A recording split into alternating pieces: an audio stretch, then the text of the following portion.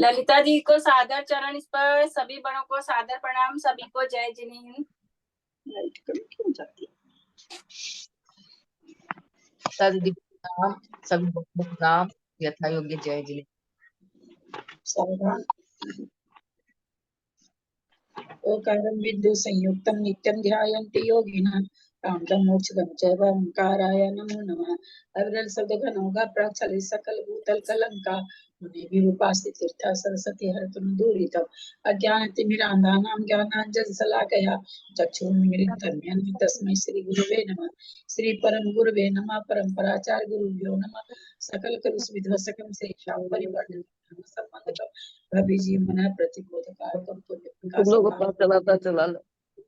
पद्म पुराण नामधेयम अस्य मूल ग्रंथ करता है श्री सर्वज्ञ देवास्ते ग्रंथ करता है श्री गंधर्व देवा प्रतिगंधर्व देवा तेषां वचन सार्थम आसाद्य श्रीमद रवि सेनाचार्य विरचित निधम शास्त्रम सोकार सावधान शृण्वन्तु मंगलम भगवान वीरो मंगलम गौतमो गनि मंगलम कुंद कुंदार्यो जैन धर्मोस्तु मंगलम सर्वमंगल मांगल्यम सर्व कल्याण कारकम प्रधानम सर्वधर्माणां जैनम जयतु शासनम जैनम जयतु शासनम जैनम जयतु शासनम सरस्वती नमस्तुभ्यं वरदे कामरूपिणी करिष्यामि।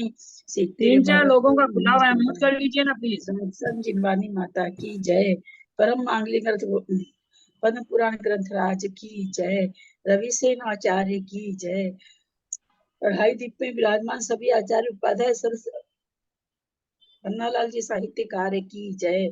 अढ़ाई दीप में विराजमान सभी आचार्य उपाध्याय सर्व साधु के चरणों में नमोस्तु नमोस्तु नमोस्तु। सभी आरिका माता जी के चरणों में वंदामी वंदामी वंदामी। सभी छुल्लक छुल्लिका हेलक के चरणों में इच्छा में इच्छा में इच्छा में। सभी प्रतिमाधारी के चरणों में वंदना वंदना वंदना। रूप में विराजमान सभी कुछ जनों का सादर चरण स्पर्श प्रतिमाधारी को वंदना। सबसे सादर जय जिनेन्द्र। लोग पद्म पुराण ग्रंथराज पढ़ रहे हैं जो रवि सेनाचार्य द्वारा लिखा गया है, पन्नालाल जी साहित्यकार के द्वारा जिसकी हिंदी टीका हुई है। सिद्धम संपूर्ण भव्यार्थम सिद्धे कारणम उत्तमम प्रशस्त दर्शन ज्ञान चारित्र प्रतिपादनम सुरेंद्र मुक्ताश्लिष्ट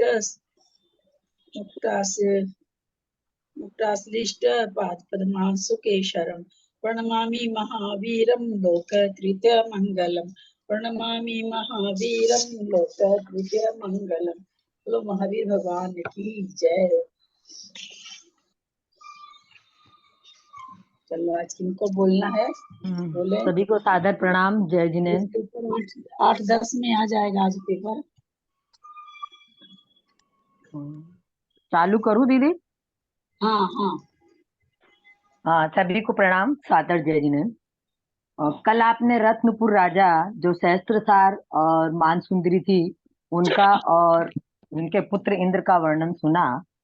आगे गौतम स्वामी श्रेणिक राजा को लोकपालों की उत्पत्ति का वर्णन करते हुए कहते हैं कि स्वर्ग से च्युत होकर कौन से सर्वप्रथम श्लोक से कर रहे हैं आप?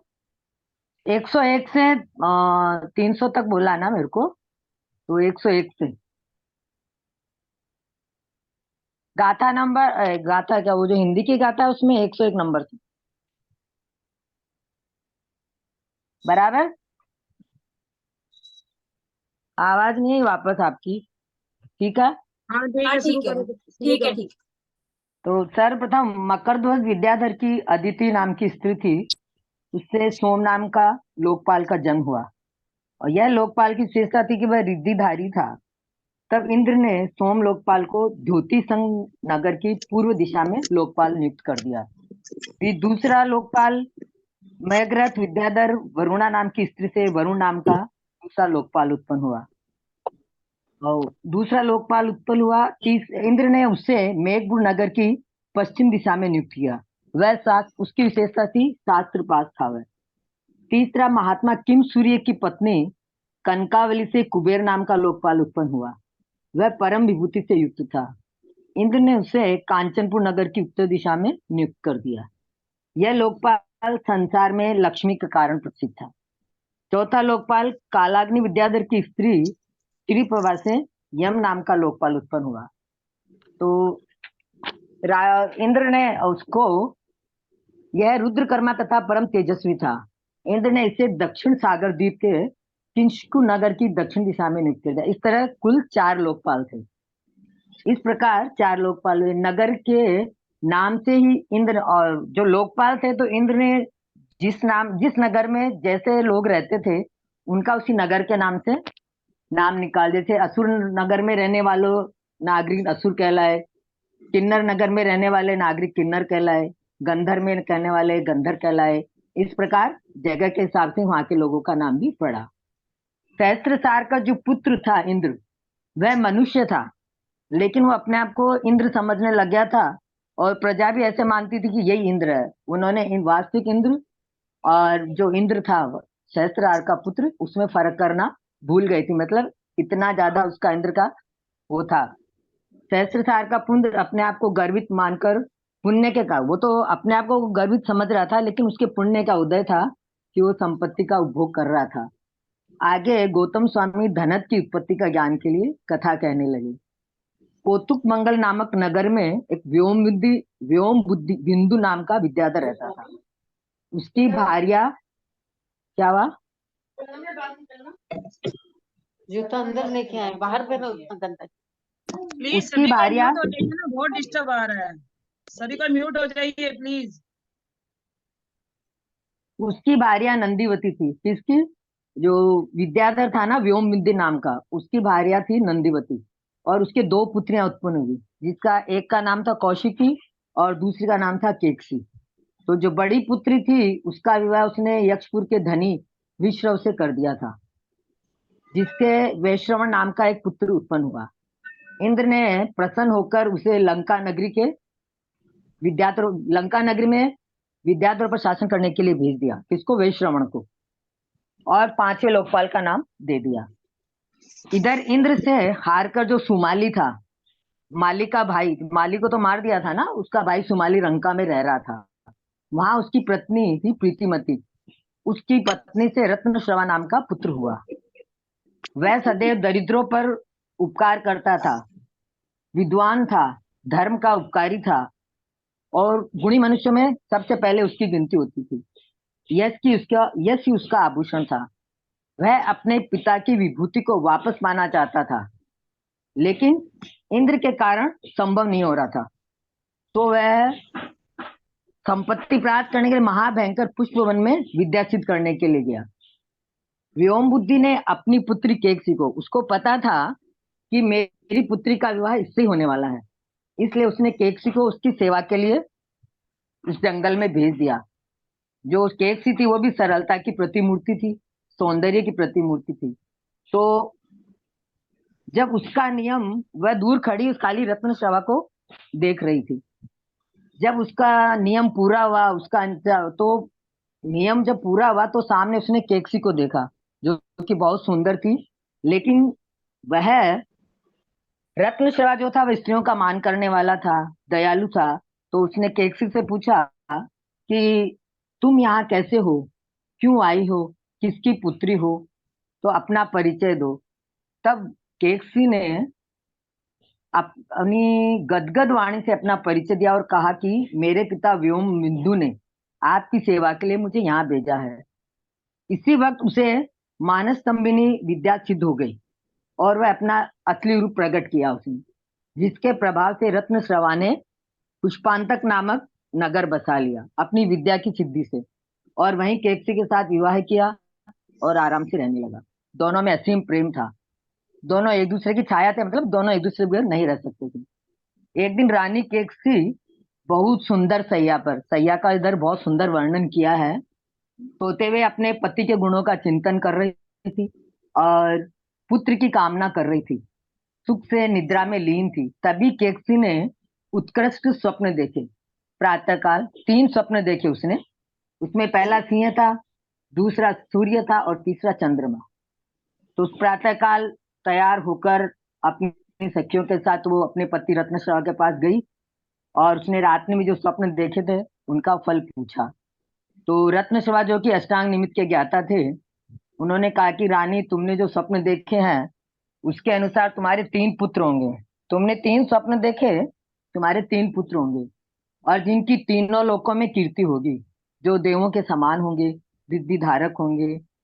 यह सब सुनकर वह रानी केकसी बहुत प्रसन्न हुई और उसने ये भी कहा कि जो तुम्हारा पहला पुत्र होगा वह जगत का हितकारी होगा, युद्ध का प्रेमी होगा, भयंकर कार्यों का करने वाला, मतलब राक्षसी प्रवृत्ति कह दीजिए एक तरीके से, उसका भंडार होगा और उसको युद्ध करने में, ऐसे करने में बहुत मजा आएगा और उसको इंद्र है ना वो भी नहीं रोक पाएगा।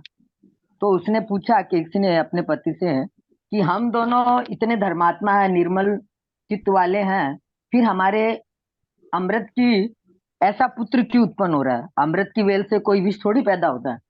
तो रत्न श्रवा ने कहा कि हम तो इसके निमित्त मात्र है, यह तो उसके कर्मों का फल है, जैसा उसने कर्म किया है वही होगा, इसमें हमारा कोई दोष नहीं है। और उसके जो दोनों भाई हैं वो जिनमार के पंडित, गुणवान और शीलवान होंगे और सत्यभाषी और दयावान होंगे, जिसके कारण उसका कारण उनका पूर्वोपार्जित पुण्य है। तो सब अपने अपने कर्मों के अनुसार अपना जन्म प्राप्त करते हैं। अब आप प्रथम पुत्र जब देवी के गर्भ में आया तो माता की चेष्टाएं भी पुत्र के जैसी होने लगी, जैसा उसका पुत्र जन्म लेने वाला था। क्रूर चेष्टाएं होने लगी, हट करने लगी और देवराज इंद्र पर आज्ञा चलाने का भी मन करने लगा उसका। कृपाण में जनरली कांच में मुंह देते हैं, लेकिन वो तलवार में मुंह फेंकना चाहती थी। ऐसा उसकी क्रिया बच्चे के कारण हो रही थी। जब बालक का जन्म हुआ तो शत्रुओं के घरों में राक्षस नृत्य करने लगे जैसे, और जो धुंदुभियां बज रही थी उनकी भी आवाज ऐसे लग रही थी कि बहुत भयंकर और भारी। राजा ने उस पुत्र का उत्सव मनाया और उसका मुख, जो पुत्र पैदा हुआ था उसका मुख सूर्य मंडल के समान देदीप्यमान था।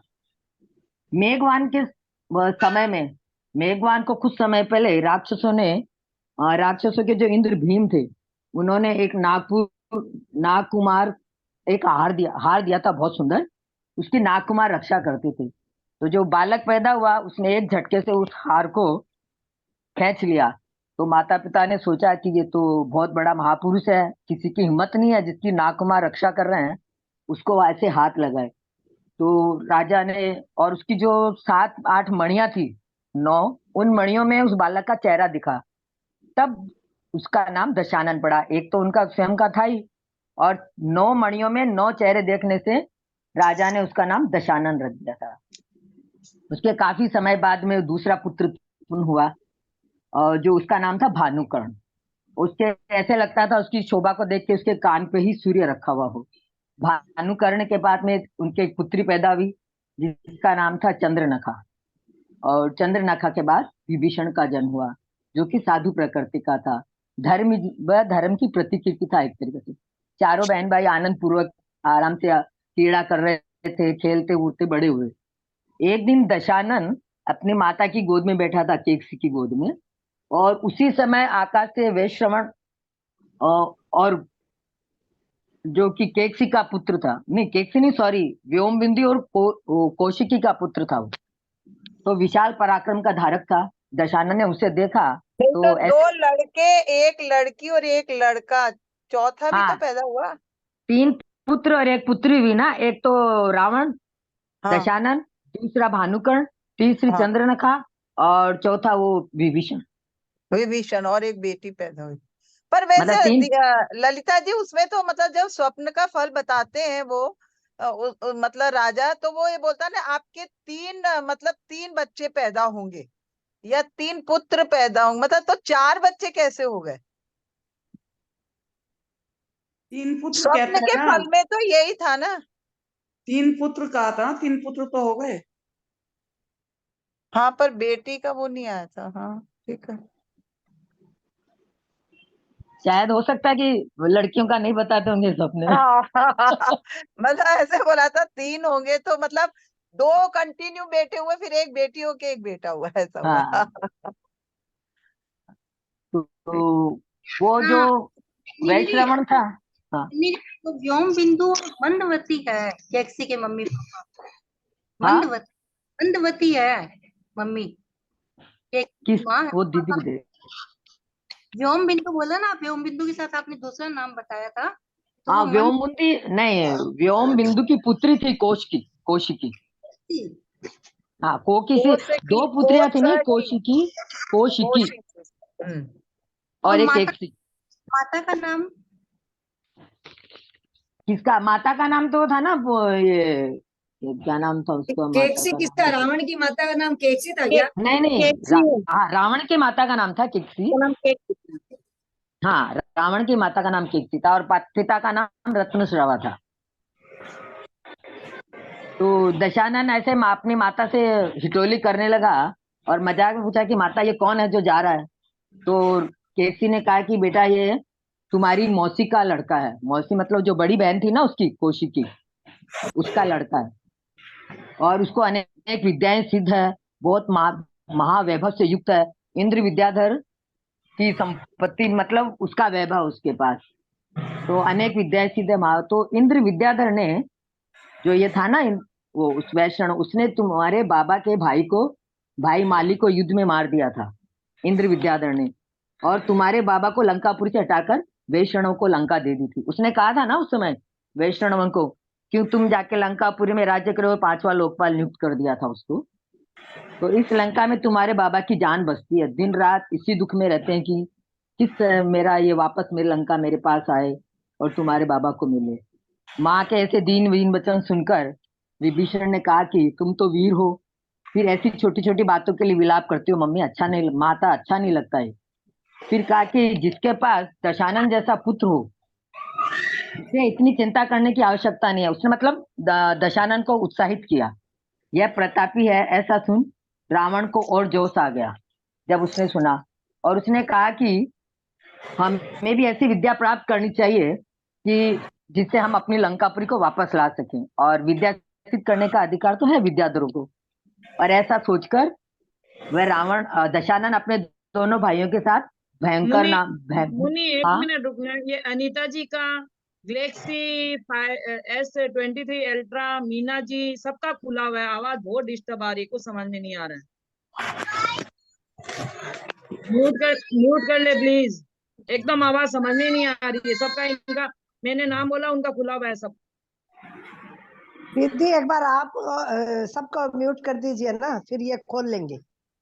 मैं नहीं कर सकती, ललिता दीदी आप करिए, या तो म्यूट सबको, होस्ट ही कर सकते हैं।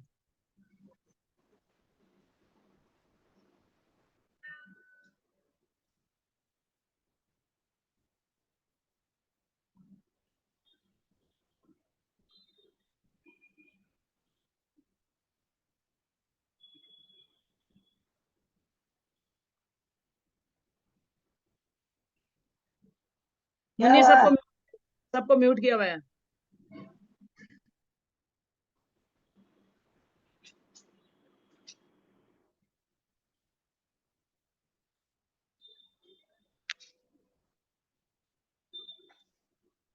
मुन्नी म्यूट को अनम्यूट हो जाओ। को भी कर दिया क्या? Sorry sorry sorry. तो वो बैंक उस जंगल में गए जहाँ की भयंकर जानवर थे, खूब तूफान आंधी आता था, और मतलब क्या हुआ?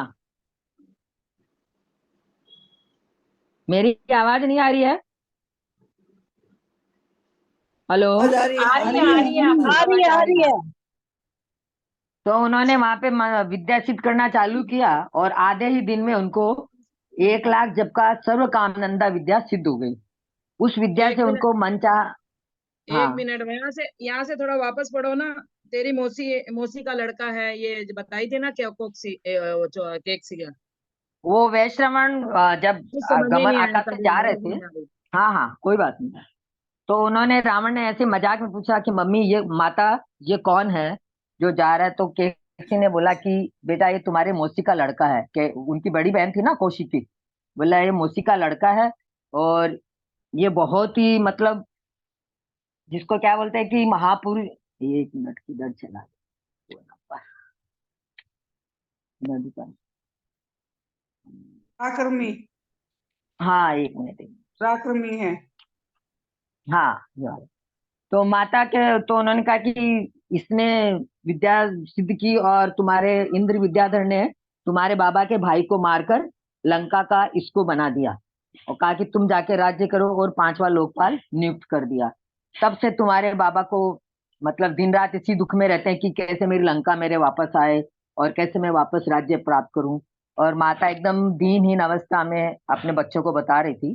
तो विभीषण ने कहा कि भाई माता, तुम इतनी वीर हो, तुम खुद समझदार हो, तो तुम्हें ऐसे विलाप नहीं करना चाहिए।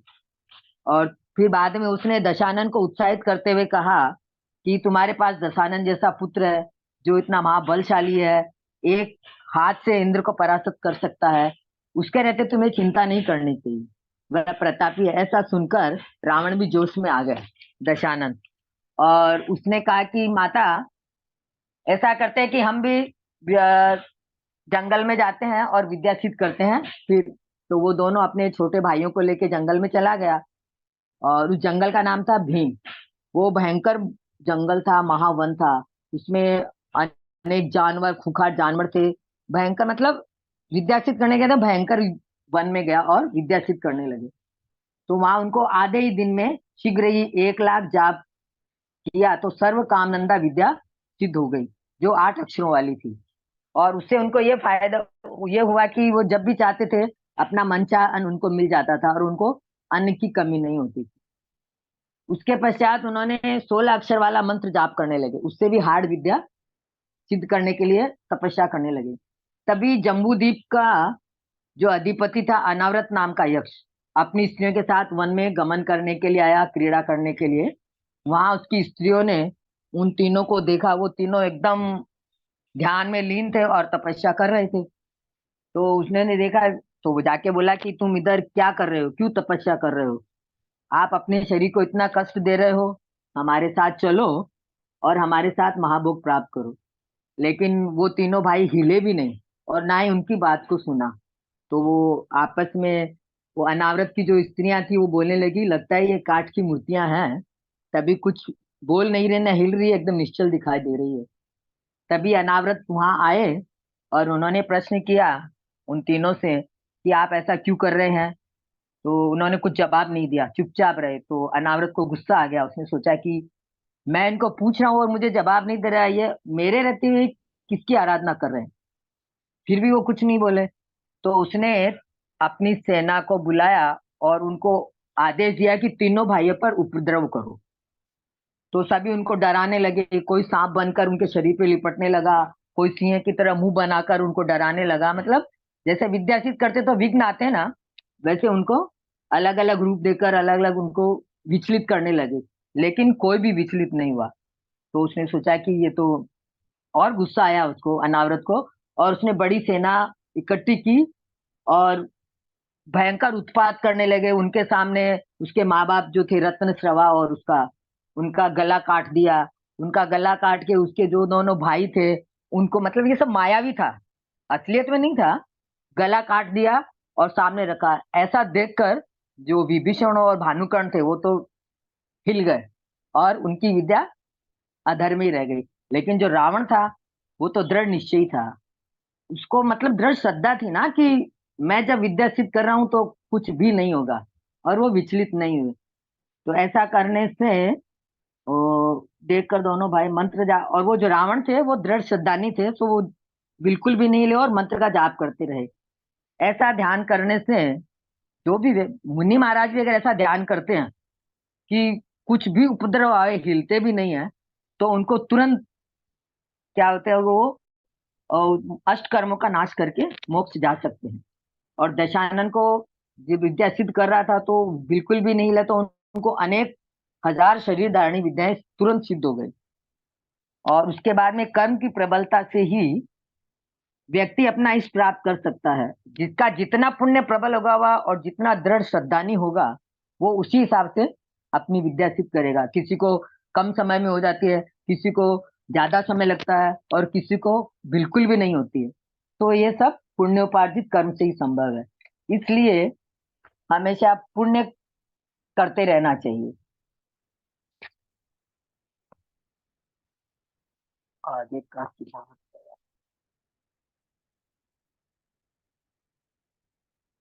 ऐसे हो गया मेरा, लेकिन फिर भी आगे का बता दे। शुरू किए 1 मिनट थोड़ा सा। कुंभकर्ण का नाम भानुकर्ण है ना? हाँ, कुंभकर्ण का नाम भानुकर्ण था ना? वो तो हाँ दीदी बता सकती है। मैं क्योंकि इसमें तो भानुकर्णी लिखा है, तो दीदी से पूछे आप तो वही बता पाएंगे। तो इसलिए हमेशा उसको सब विद्याएं सिद्ध हो गई और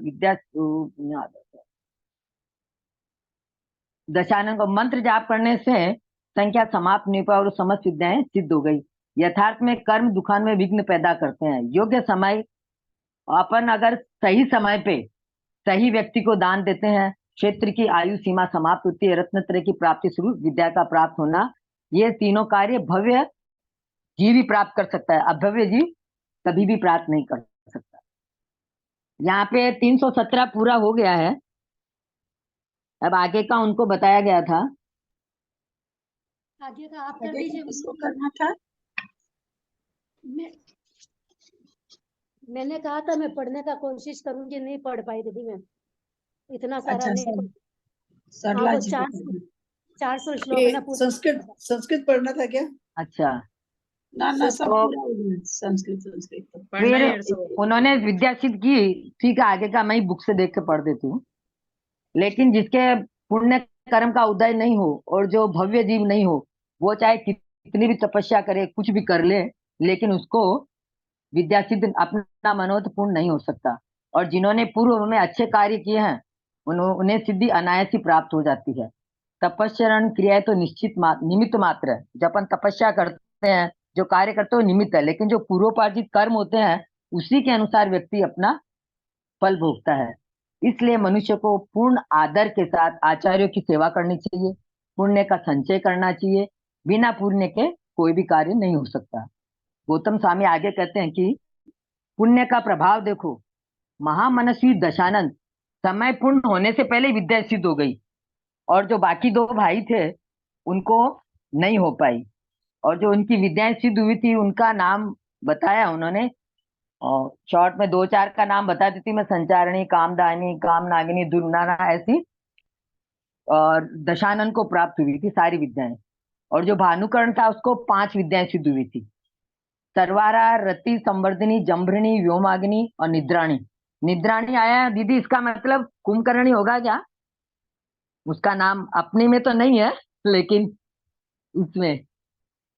और जो विभूषण थे उनको 4 विद्याएं सिद्ध हुई, सिद्धार्था, शत्रुदमिनी, निर्व्याघता और आकाशगामिनी।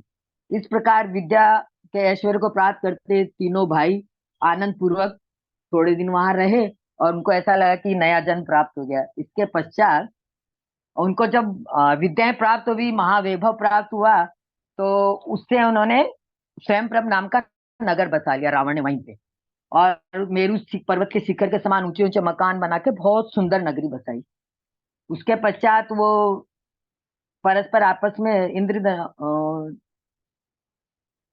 उसी नगर में गगनचुंबी राजमहल में विद्याबल के संपन्न दशानन अपने भाइयों के साथ सुख से रहने लगा। तत्पश्चात जम्बूद्वीप का जो अधिपति अनावृत था ना, जिन्होंने उसके ऊपर वो किए थे, उपद्रव किए थे, वो दशानन से बहुत खुश हुआ और उसने कहा कि और अंत में पूर्व, पश्चिम और उत्तर दक्षिण इस प्रकार 4 समुद्र हैं, तथा जो नागकुमार और व्यंतर देव से व्याप्त है, ऐसे इस जम्बू द्वीप में आप अपनी इच्छा के अनुसार रहो। मैं इस समस्त दीपिका का अधिपति हूँ और मेरा कोई भी प्रतिद्वंदी नहीं है, इसलिए मैं तुम्हें वरदान देता हूँ। उसने, अनावृत ने रावण को वरदान दिया कि तुम्हें शत्रु का कोई भी समूह उखाड़ नहीं पाएगा और तुम अपनी इच्छा के अनुसार जम्बूद्वीप में आराम से विचरण करो, और जैसे ही तुम मेरा स्मरण करोगे मैं तुम्हारे सामने उपस्थित हो जाऊंगा, और मेरे प्रभाव से सारी जो जितनी भी मनोरथ आपके पूरे हो जाएंगे, उसको इंद्र भी समर्थ नहीं है करने में। ऐसा उसने, अनावृत ने उसको वरदान दिया दशानन को, और अपने सब आराम से उधर रहने लगे। तीनों भाइयों को आशीर्वाद देकर आनंद करके यक्ष वापस चला गया। उसके पश्चात राक्षसों का जो समूह था उनका, वो सब बहुत खुश हुए विद्या प्राप्त हुई तो, और सभी उत्सव करने के लिए उनके पास आए, नृत्य, ढोल, बाजे सबके साथ उत्सव मनाने लगे। और चलते चलते भी प्रीति से मेरे जो माली, वो सुमाली तो मर गया था ना, सुमाली, माल्यवान, सूर्यरज, रक्षरज, ये सब भी उनके समीप आए, और उसके सारे जो कुटुंबी जन थे, विद्या सिद्ध हुई तो बहुत नया जीवन जैसा मिला उनको, तो विमान पर बैठकर सब आए, उनके पास आए, खुश हुए। उसके पुत्र के स्नेह से फिर उनकी जो पिता रत्नश्रवा उनकी माता थी, वो भी उनकी विभूति के साथ आई, उनकी स्तुति किए, और राजमहल के सुंदर रत्न सवार हुए थे, सब आकर उनसे मिल रहे थे पर्वत पर। और शत्रु भय के कारण जो माता लोग आई, माता पिता तो रास्ते में उनको एक जगह बहुत तकलीफ हुई, दुख से रात्रि थे। फिर माता केकसी और उसके पिता दोनों दशानन के आगे अगवानी करने के लिए, तो उन्होंने गुरुजनों को, चारों दोनों भाई और तीनों थे, उन्होंने गुरुजनों को प्रणाम किया, मित्रों से मिले और आनंद किया। फिर गुरुजनों ने जैसे राजा का अभिषेक करते ना, वैसे उनके पहले तो पूछा कुशल से कि कैसे विद्या सिद्धि क्या हुई, सब बातचीत किया। फिर उन लोगों को जितने भी थे उनका स्वागत किया, खूब स्नान की विधि जो थी पूर्व समय में होती होगी ऐसा, तो उनका स्नान प्रारंभ किया, मोतियों की मालाओं से उनका स्वागत किया, चौकी पे बिठाया, ऐसा उनका बहुत मान सम्मान किया और उनका अभिषेक किया। और तत्पश्चात स्पर्धा करने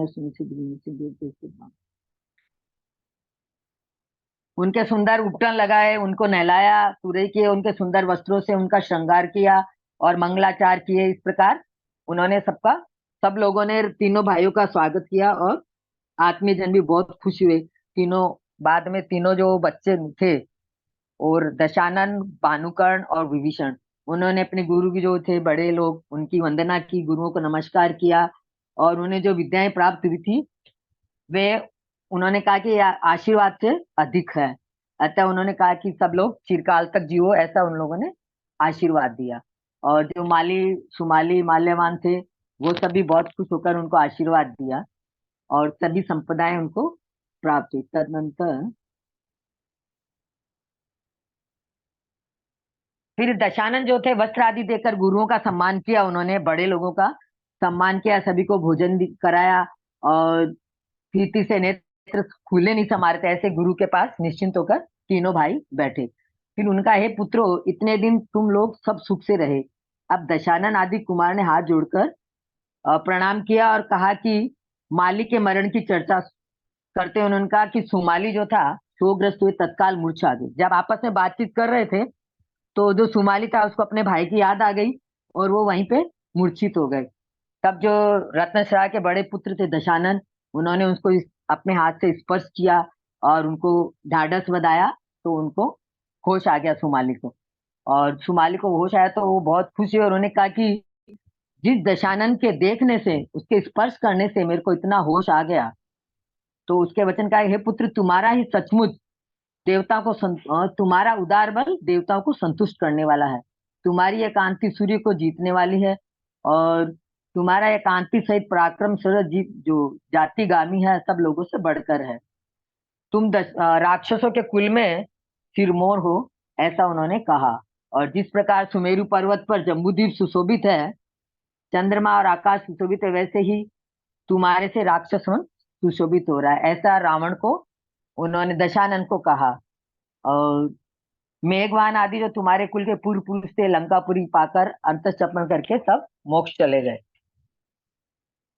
अब वो तो सब चले गए, अब जो तुम ही बचे हो, तो जो तुम्हारे परिवार का जो दुख है उसको तुम ही पूर्ण उत्पन्न हुआ है, ऐसा मुख से जो संतोष का वर्णन करता हूँ, मैंने जीवित रहने का ऐसा छोड़ दिया।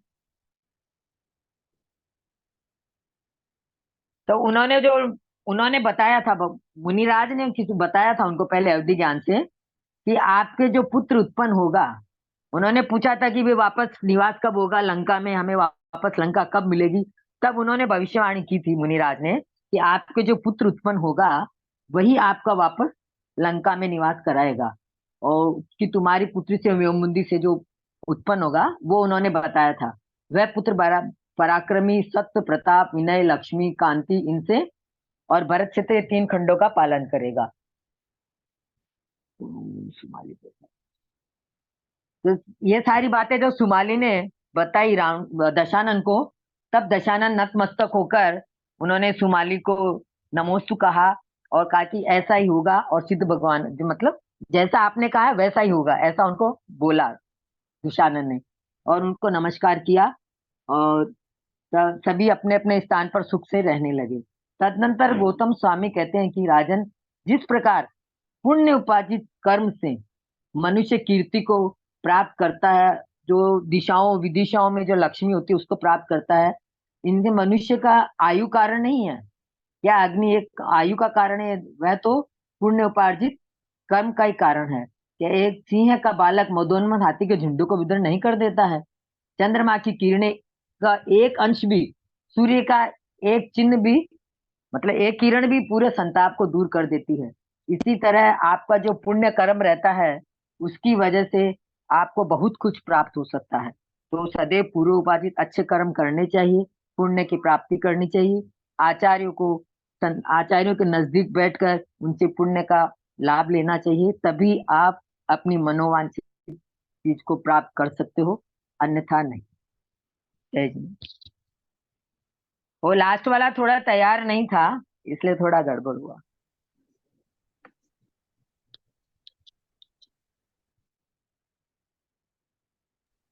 गड़बड़ नहीं हुआ, पूरा समझ में आ गया।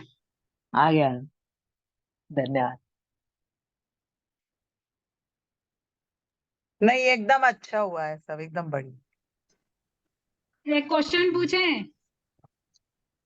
हाँ, दीदी से पूछे। दीदी मैं एक क्वेश्चन पूछूं? उन्होंने बोला कि वो उन्होंने बताया ना कि नागकुमार का हार, नाग हार उनको दिया था, तो मेघवाहन का जो स्टोरी था वो पता नहीं था।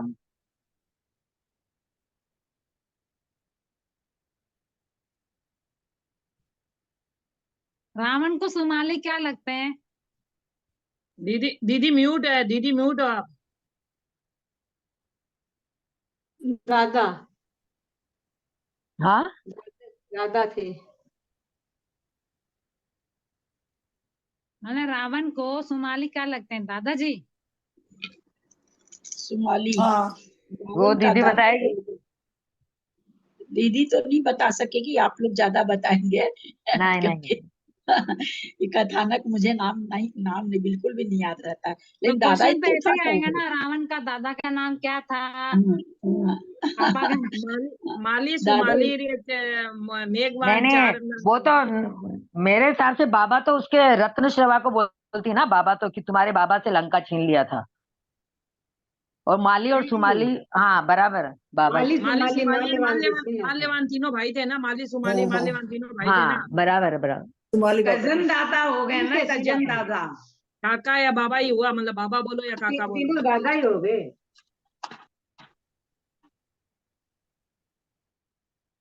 सोमाली कजन दादा नहीं थे, रियल दादा थे। सोमाली तो रियल दादा, कजन दादा नहीं थे। रियल दादा तो रत्न रत्न सर्वा था ना। रतन सर्वा के तो पुत्र इंद्र थे। रत्न सर्वा तो दशानन का पापा था ना।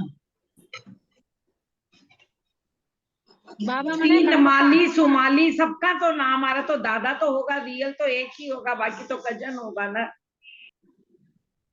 सोमाली हाँ। का हाँ, दादा रियल तो एक ही होगा, 3 भाई होने से तो कजन ही दादा होगा।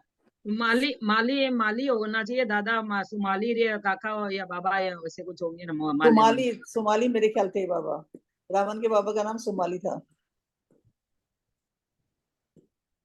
ऐसा मुझे याद पड़ता है, पक्का नहीं, मत कंफर्म नहीं हूँ, तो मुझे लगता है उनके रावण के बाबा जी का नाम सोमाली था। रावण के पापा का नाम तो वो था ना, रत्न श्रवा। रतन सर्वा तो इंद्र के पापा का नाम, तो रतन सर्वा के तो नहीं एक नहीं, लड़का इंद्र हुआ। के पापा का नाम तो सहस्त्रसार था ना। सर था, हाँ, इंद्र के, इंद्र, हाँ। हाँ रतन सर्वा था रावण के पापा का नाम, और केकसी माँ का नाम। हाँ, केकसी माँ का नाम था। तो रत्न श्रावक का मतलब क्या लगते हैं? माली सुमाली? माली माल्यवान सूर्य रज रिक्ष रज और रत्न श्रवा, ये स्नेह वैसे उनका बार बार आलिंगन करे, ये सब भाई थे, ऐसा है। और दादी का नाम क्या था इनकी?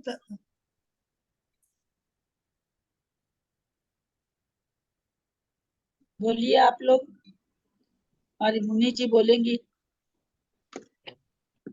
मैंने पहले वाला नहीं पढ़ा। रत्न श्रवा यहाँ लिखा हुआ है ना, दादी का देखिए। नाम मान सुंदरी होगा ना।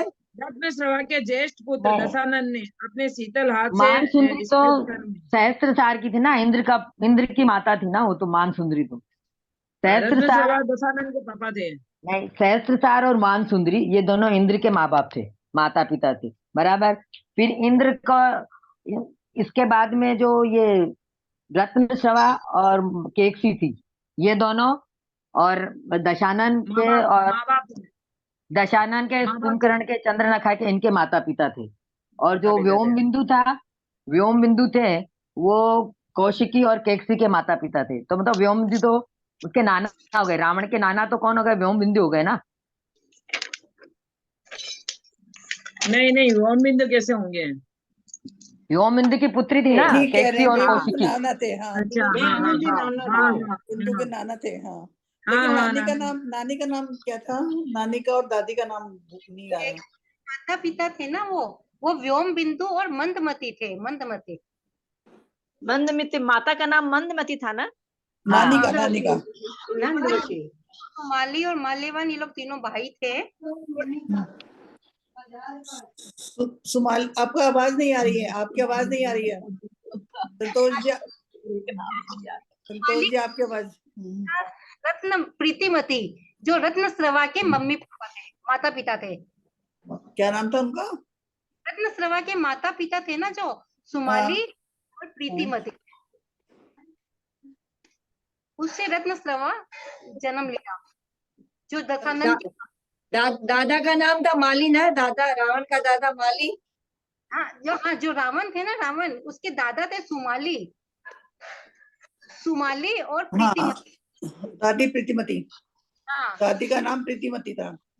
और नाना का नाम व्योम बिंदु और नाना का नाम व्योम बिंदु और नानी का नाम मंदमती। वो नाना नानी थे। हाँ, नानी का मंदमती। अरे माली, सुमाली और माल्यवान ये सुकेश के पुत्र थे तीनों। हाँ, सुकेश के पुत्र थे। हाँ, सुकेश के पुत्र थे। तो सुकेत बड़ा दादाजी हुआ क्या फिर रावण के? रिश्ते पूरा क्यों माथा लगाना है? इसका रिश्ता क्या वापस पढ़ लेना इसको। परीक्षा होने से किसी को याद लेकिन ये बात तो है, परीक्षा होने से पूरा है ना, परीक्षा देने के कारण से हम लोग पूरा खोजबीन अच्छे से करते हैं। पूरा नहीं तो फिर पढ़े और आगे बढ़ गए। पद्म पुराण आपको अच्छा हो पूछ लेंगे, जाएगा। रत्नश्रवा का दादाजी का नाम क्या था? व्योम बिंदु नहीं, वो तो नाना जी थे। सुमाली और प्रीतिमती। सुमाली और सुमाली। प्रीतिमती दादा दादी थे। रत्नश्रवा और केकसी मम्मी पापा थे। परदादा का नाम क्या था? सुकेश। परदादा और सरदादा। सुकेश था। नानी का नहीं पता, तुम नानी का मत, वो परदादी का मत पूछ लेना। सुकेतु है ना, सुकेतु का तो बेटा है माली। केतु ने सुकेश, सुमाली नहीं, सुकेश। सुकेश, हाँ। तो बड़ा दादाजी तो वही है ना, सुकेश। हाँ, बड़े दादा। हाँ। नाम ही थोड़ी पूछते होंगे, और भी प्रश्न रहता होगा ना। बहुत रहता है। नाम एक ये भी आया ना, लंकापुरी का दूसरा नाम क्या? ये प्रश्न भी आ सकता है। लंकापुरी का दूसरा नाम क्या? अलंकारपुर नाम है उसका दूसरा। अलंकारपुर नाम रत्नश्रवा है। माली का पुत्र रत्नश्रवा। रत्नश्रवा का केकसी से शादी होती है और रत्नश्रवा और केकसी का पुत्र रावण है। उसमें पूरा परिचय दिया हुआ है 33 पेज पर। रावण का जो परिचय है उसमें दिया हुआ है। रावण का जो परिचय है ना उसमें दिया हुआ है कि जो माली है उसका पुत्र हो गया रत्नश्रवा, और रत्नश्रवा का केकसी के साथ विवाह होता है। कौन से पेज पे दिया हुआ है? कौन से पेज पे? Page number 33। माली का थोड़ी है, सुमाली का है पुत्र रत्नश्रवा। माली का माली का नहीं है, सुमाली। माली का पुत्र है रत्नश्रवा। मैंने और पूरा नहीं पढ़ा, पेज नंबर 33 पर लिखा हुआ है। दादी का क्या नाम था? दादी का रावण का परिचय है ना, उसमें लिखा हुआ है रावण का परिचय। दादी का नाम केकसी हो गया ना। नहीं, इसमें लिखा माली है, लेकिन वैसे सुमाली थे। इसमें माली लिखा हुआ है, लेकिन वो थोड़ा मिसप्रिंट हो गया होगा, लेकिन नाम सुमाली था उनका। यहाँ इसमें माली लिखा हुआ है। हाँ, लिखा माली है। दादी का नाम केकसी। माता 133 है, उसमें ये लाइन पूरी लिखी हुई है। 133 नहीं, ओनली 33 में बता रही है वो। और जैसे भानुकर्ण की जगह कुंभकर्ण लिखा हुआ है इसमें। 33 नहीं, पेज 33। किसी का ओनली 33 ओनली 33 उसमें माली लिखा हुआ है, लेकिन जब नहीं ये देखिए आप, एक मिनट, 148 पेज पे सेकंड वाला पैरा देखिए, 133 नंबर। सुमाली अलंकारपुर में रहने लगा ना, वहाँ प्रीतिमती रानी से रत्नश्रवा पुत्र उत्पन्न हुआ। तो उसके और रत्नश्रवा का पुत्र कौन था? रावण। हाँ, यहाँ पूरा लिखा हुआ है, मैंने भी ये पूरा पढ़ा। तो सुमाली उसका दादा हुआ और प्रीतिमती उसकी दादी। लिखा हुआ है इसमें, मैंने पूरा निशान भी लगाया है। दादी का नाम प्रीतिमती है और दादा का नाम सुमाली है। सुमाली और प्रीतिमती, हाँ, प्रीतिमती की रानी से रत्नश्रवा नाम का पुत्र हुआ। तो प्रीतिमती और सुमाली दादा दादी हो गया। हाँ, प्रीतिमती और सुमाली दादा दादी हो गए, रत्नश्रवा और केकसी माता पिता हो गए। बराबर। ये पेज नंबर 148 देखो पे लिखा। इसमें ना, सुनो मेरी बात सुनिए, 33 में जो आप पढ़ रहे हैं ना, इसमें बहुत डिफरेंस है। देखो जैसे इसमें लिखा हुआ है कि माता की दीन दशा देखकर रावण और कुंभकर्ण उन्हें सांत्वना देने लगे, लेकिन जो मेन हम पढ़े, आपने पढ़ी है, मतलब हमने पढ़ी है, उसमें विभीषण ने लिखा, विभीषण ने माता को कहा कि आपकी चिंता करती हैं, लेकिन इसमें लिखा हुआ है रावण और कुंभकर्ण उन्हें सांत्वना देने लगे, और जो आपने हमने पढ़ा है उसमें विभीषण लिखा हुआ है। नहीं, इसमें ऐसा आया है कि जब वो माया से मायावी रचते हैं ना, उपद्रव करते हैं, तब उनको ऐसा दिखाते हैं। वो माता बोलते कि तुम मेरे को, उसकी बात नहीं है। जब माता दीन कहती है कि मतलब वो इस तरह मौसी का लड़का है, उसकी वर्णन आ रहा है। 33 का मैं पढ़ रही हूँ, तो उसमें आया ना कि वो मतलब माता दीन दुखी होकर कहने लगी कि भाई तेरे बाबा का इसने छीन लिया था। तो इसमें जो 33 में आया है उसमें यह है कि रावण और कुंभकर्ण सांत्वना देते हैं, लेकिन जो हमने मेन पढ़ा है उसमें विभीषण कहता है, तो थोड़ा डिफरेंट है इसमें।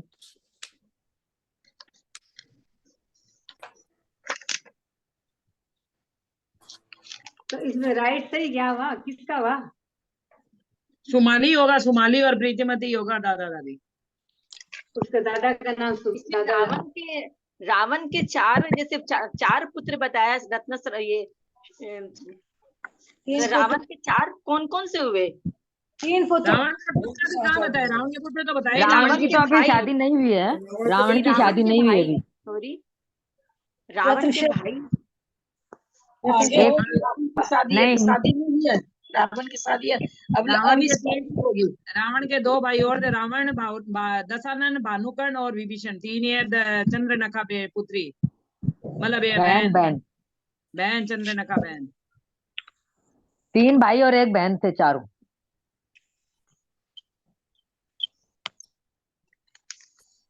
सुमाली के पिता का नाम क्या है? तो यही सोल्व हो गया है।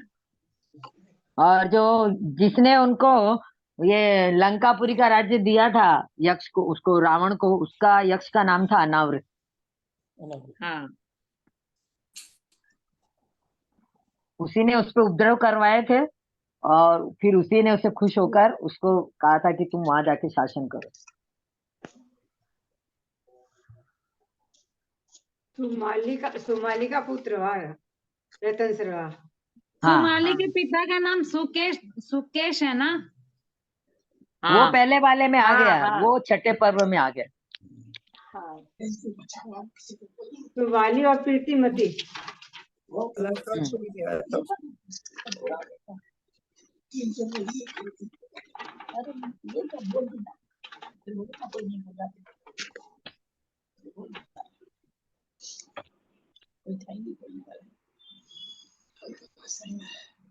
सुमाली दादा दादी का नाम क्या बताया? प्रीतिमती। 8-10 में पेपर आ जाएगा। ठीक है, दिनवानी स्तुति कर लेते हैं। 8 बज रही है ना?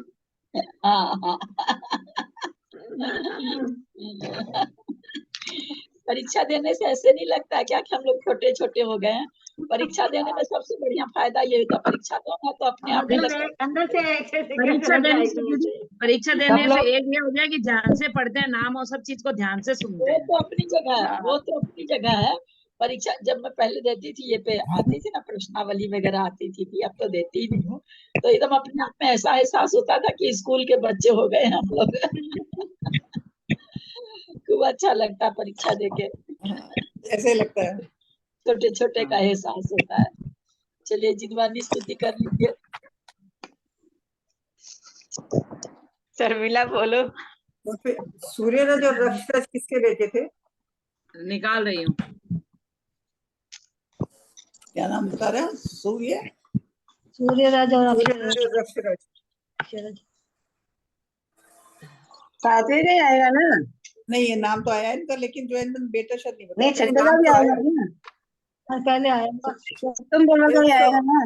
163 पे 163 नाम, पेज 163 दोनों का नाम तो आया है। नहीं, पेपर सप्तम पर्व का ही आएगा ना? हाँ सप्तम का। छठे का भी आएगा क्या? सातवां का आएगा। सातवां का आएगा, पेपर सातवां का आएगा। 163 पेज पर सूर्यरज और रक्षरज। हाँ, स्तुति करो जिससे शर्मिला। हाँ हाँ कर रही।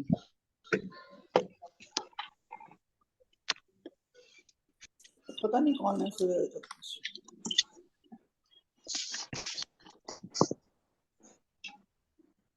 बोले द्वादशांगिनवाणी माता की जय। इन वाणी को नमन करो, ये वाणी है भगवान की। इन वाणी से इस वाणी को नमन करो, ये वाणी है कल्याण की। जिन वाणी को नमन करो, ये वाणी है भगवान की। इस वाणी को नमन करो, ये वाणी है कल्याण की। वंदे जिनवरम वंदे गुरुवरम। शादवाद की धारा बहती अनेकांत की माता है। ये सठ मिथ्यात्व कसाए, गलती राग देश जल जाता है। पढ़ने से है ज्ञान जागता, पालन से मुक्ति मिलती। जड़ चेतन का ज्ञान हो, इससे कर्मों की शक्ति हिलती। इस वाणी को मनन करो, ये वाणी है भगवान की। इस वाणी को मनन करो, ये वाणी है भगवान की। इस वाणी को नमन करो, ये वाणी है कल्याण की। वंदे जिनवरम वंदे गुरुवरम। इसके पूत सपूत अनेकों, कुंद कुंद जैसे ज्ञानी। इसके पूत सपूत अनेकों, कुंद कुंद जैसे ज्ञानी। खुद भी तेरे अनेकों तारे, मुक्ति कला के वरदानी। महावीर की वाणी है, गुरु गौतम ने इसको धारी। सत्य धर्म का पाठ पढ़ाती, भक्तों को है हितकारी। सब मिल कर के नमन करो, ये वाणी केवल ज्ञान की। सब मिल कर के नमन करो, ये वाणी है केवल ज्ञान की। इस वाणी को नमन करो, ये वाणी है भगवान की।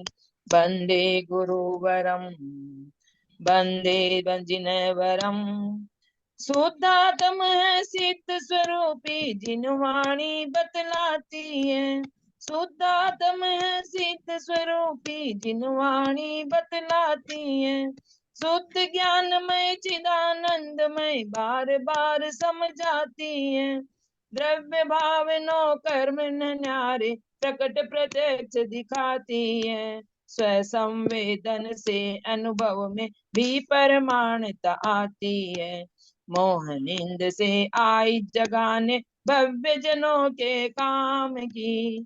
मोहनिंद से आई जगाने, भव्य जनों के काम की। इस वाणी को नमन करो, ये वाणी है कल्याण की। जिन वाणी को नमन करो, ये वाणी है भगवान की। इस वाणी को नमन करो, ये वाणी है कल्याण की। वंदे जिनवरम वंदे गुरुवरम वंदे जिनवरम वंदे गुरुवरम। बोले द्वादशांग जिनवाणी माता की जय। या वाणी के ज्ञान ते सूझे लोकालोक, सो वाणी मस्तक नमो सदा दे तू।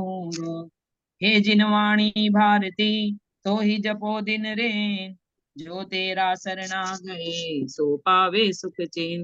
देव भजो अरिहंत को गुरु सेवा निर्ग्रंथ, दया धर्म पालो सदा यही मोक्ष का कंद। बोले द्वादशांग जिनवाणी माता की जय। नौवा नौका